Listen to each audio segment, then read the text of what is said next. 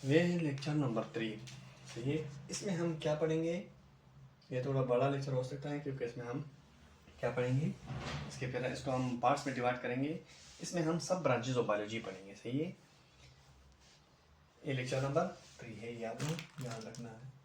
ये lecture number 3 है। सही है। इसमें हम सब ब्रांचेस पढ़ेंगे। सब ब्रांच में पहला ब्रांच कौन सा है, मॉर्फोलॉजी। मॉर्फोलॉजी के नाम से ही जाहिर है, मॉर्फो का मतलब है शेप, लॉजी का मतलब है स्टडी। तो मॉर्फोलॉजी का डेफिनेशन फिर हम किस तरह करते हैं, इस वर्ड की बुनियाद पर कि study about shape and structure of living organism. इस सब ब्रांच में, ये ब्रांच नहीं, ये मेन ब्रांच नहीं, ये सब ब्रांच है। सही है। इस सब ब्रांच में हम क्या पढ़ते हैं, शेप के बारे में पढ़ते हैं और स्ट्रक्चर के बारे में पढ़ते हैं किसी भी लिविंग ऑर्गेनिज्म का। सही है। किसी भी लिविंग ऑर्गेनिज्म का शेप एंड स्ट्रक्चर के बारे में पढ़ना, उसको हम कौन से सब ब्रांच में पढ़ते हैं, मॉर्फोलॉजी में पढ़ते हैं। मिसाल के तौर पर शेप और स्ट्रक्चर में थोड़ा सा फर्क है, लेकिन यहाँ पे हम नहीं बताते। सही है। वो हम हायर लेवल में पढ़ते हैं, ये आपके लेवल का नहीं है, लेकिन आप इसको सेम कंसिडर करना है। सही है। ये आपने याद रखना है।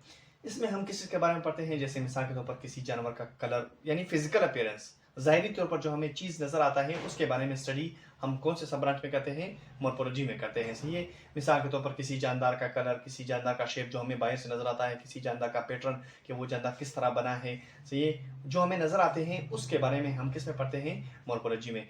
और शेप जो है वो अंदरूनी भी हो सकते हैं।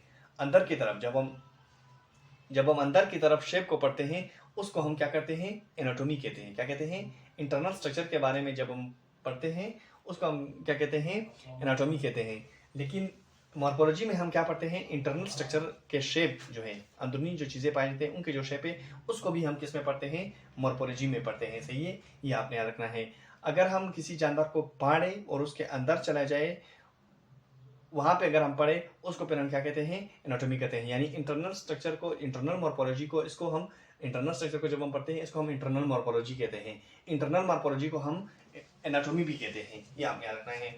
फिर से मैं आपको कह दूं, जब हम किसी जानदार का फिजिकल अपीयरेंस के बारे में पढ़ते हैं, यानी उसका शेप, उसका स्ट्रक्चर जो हमें बाहर से नजर आता है, जैसे मिसाल के तौर पर कलर, शेप, पैटर्न, जो हमें चीजें बाहर से नजर आते हैं। सही है। उसके बारे में जब हम पढ़ते हैं उसको हम किस में पढ़ते हैं, मॉर्फोलॉजी में पढ़ते हैं। अब मॉर्फोलॉजी जो है, एक चीज का शेप, उसका कलर, उसका पैटर्न, वो अंदरूनी चीजों का भी होता है। तो इसमें हम अंदरूनी स्ट्रक्चर के बारे में भी पढ़ते हैं, लेकिन अंदरूनी स्ट्रक्चर के बारे में पढ़ना उसको इंटरनल मॉर्फोलॉजी कहते हैं। इंटरनल मतलब अंदरूनी मॉर्फोलॉजी। अंदरूनी मॉर्फोलॉजी को एक और नाम भी देते हैं एनाटॉमी। ये अलग सब ब्रांच है, ये मैं आपको वहां पे पढ़ाऊंगा एनाटॉमी में। सही है। ये हम ध्यान रखना है। अब आपने यहाँ पे कंफ्यूज नहीं होना। सही है। सॉरी। मिसाल के तौर पर ये क्या है, ये मैंने एक पौधा बनाया हुआ है, ये पौधे का फ्लावर है, ये पौधे का लीफ है, ये पौधे का स्टीम है, ये पौधे का रूट है। सही है। ये मैंने आपको किस चीज के बारे में बताया, पौधे का मैंने आपको फिजिकल अपीयरेंस, बाहर से जो हमें पौधा नजर आता है उस चीज के बारे में पढ़ाया। तो ये मैंने आपको पौधे का मॉर्फोलॉजी पढ़ाया। क्या पढ़ाया, पौधे का मॉर्फोलॉजी पढ़ाया। मिसाल के तौर पर ये मैंने यहाँ पे एक ह्यूमन बीइंग बनाया हुआ है, ये ह्यूमन बीइंग का हेड है, ये ह्यूमन बीइंग का हैंड है, ये ह्यूमन बीइंग के पाँव, फुट है। क्या है, फुट है। इसमें मैंने आपको क्या पढ़ाया, एक जानदार का बाहर से पढ़ाया। कहाँ से, बाहर, फिजिकल अपीयरेंस मैंने आपको किसी जानदार का पढ़ाया। तो इसको हम कौन से ब्रांच में पढ़ते हैं, मॉर्फोलॉजी में। ये आपने याद रखना है।